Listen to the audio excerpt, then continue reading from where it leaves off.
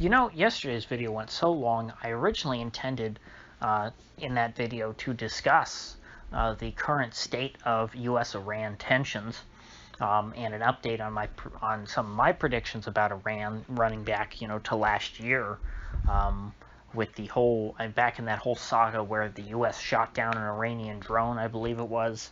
That was I think the culmination of it.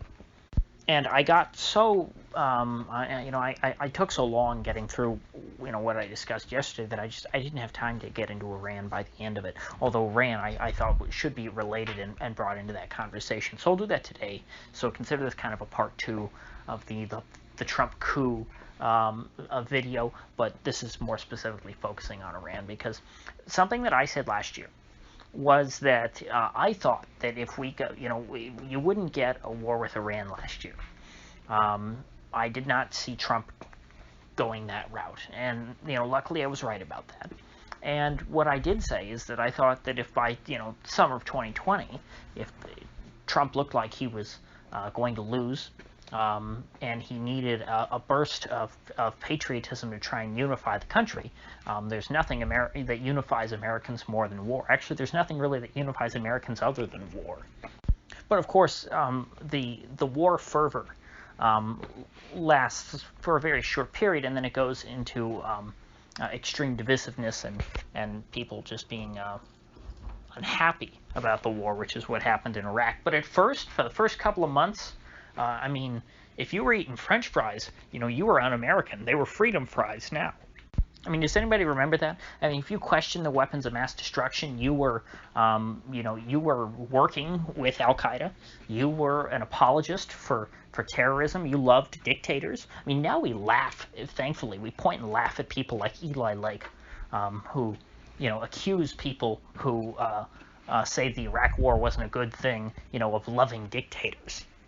But, the initial burst of propaganda and patriotic fervor is very intoxicating for the American population. And so if Trump turned himself into a wartime president and made it look like, oh, America was attacked and I'm defending it or whatever, that would have been great PR for him going into an election and could have swung things back in his favor. Now, luckily, I don't think Trump's prospects in reality were that bad. I don't think that Trump struggled because, he was hated by 70% of the country or something like that.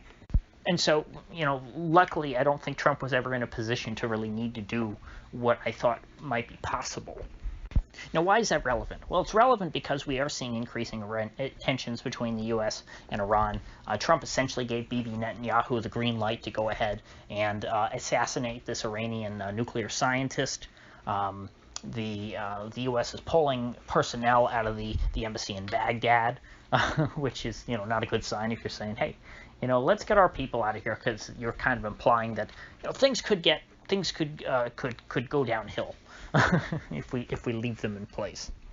And so I think that if you're one of these people who is convinced that Trump is plotting a coup, I don't see a scenario where an Iran war is not a part of that, because that to me seems like the best excuse.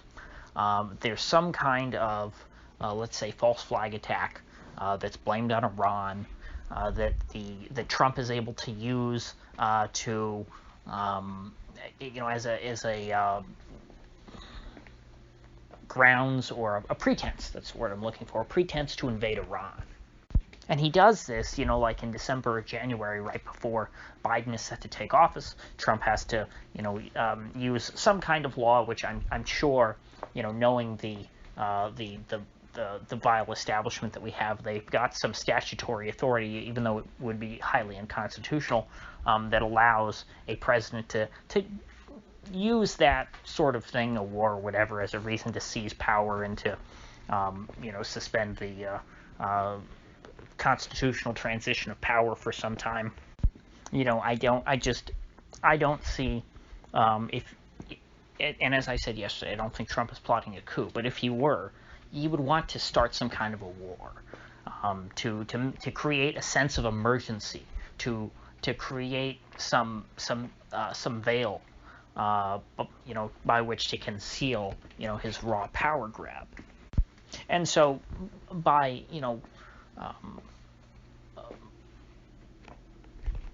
By that same logic, the only way that a war with Iran really makes sense at this time is in that context. In the same way that I said that a war with Iran did not make sense in 2019, it would have to make sense under some, there has to be some advantage for Trump to engage in a war with Iran, because Trump naturally, I think, is not a warlike person. But he understands that politically, it's beneficial for him to be against Iran, and to use Iran as some kind of a foil, in the same way that various establishmentarians have used Iran and other countries in the past. But considering, for the reasons I outlined yesterday, that I do not think Trump is going to stage some kind of a coup, I also do not think then that it is all likely that he gets involved in some kind of a war with Iran. Because let's be clear about this. The U.S. is not going to be drugged into a war with Iran. The U.S., the only way they get into a war with Iran is charging head first, into their country. And I see no advantage for Trump to do that. I can see him giving more latitude to Netanyahu and to say, hey, I don't care if you go and do this, because if Trump doesn't think that he's going to be around in January, one, why should he care? And two, if he does think he's going to be around in January, well, there's going to be, there's obviously a lot going on right now, and he knows, hey, I can give some cover to Netanyahu. While all this stuff is going on, people aren't going to be too focused on, Israel assassinating various Iranian scientists. And so, the long and the short of it is, I think that the reason why the U.S. and Israel, essentially just kicked Iran in the teeth is because they think they can get away with it. It's not because they are planning to go to war sometime between now and January 20th. I mean, think about it. Trump was able to get away with assassinating Qasem Soleimani. After that, I think that he has no respect for the Iranians, because the Iranians, as I think is appropriate, did not strike back, because there's nothing Iran can do. I mean, Iran is a weak country. They are not, a world power. So they do not have the capability to strike back against the U.S. when the U.S. kicks them in the teeth. All Iran can do is duck under their desk and try and hide.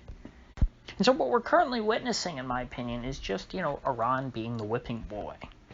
And so I'm not supremely concerned about the U.S. getting involved in a conflict over there as of right now. Now, obviously, I guess you could make the case also, before I say anything definitive. You could make the case that Trump wants to make Joe Biden's life as president as difficult as possible if Biden does end up winning, and Trump is not able to block him from becoming the president. He wants to make it his job as difficult as possible.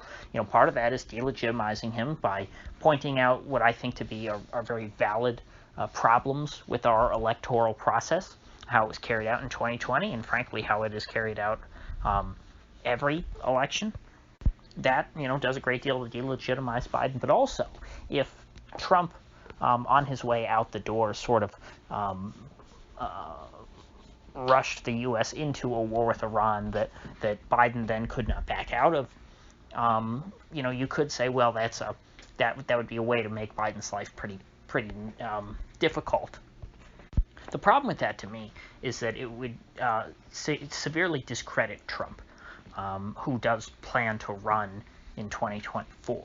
So I don't think that it makes sense for Trump to try and push the U.S. into a war with Iran right before Biden comes in, because I don't think that Biden, will be blamed by many people for it. And in fact, to the extent that Trump's base is anti-war, they might be upset with Trump for having done that. And so, whenever you're trying to understand moves that are being made by powerful people, just look at who benefits from these moves. And when you're talking about the President of the United States, look at these things that you're trying to predict. Look at how it benefits him. And frankly, I don't see a scenario where a war with Iran benefits Trump at this point. So with that said, if you gained anything of value out of this video, I'd appreciate you clicking that like button and sharing this video. And if you haven't already, please do subscribe, because I do upload every day and I'd hate to have you miss one. So I'll see you folks back here tomorrow.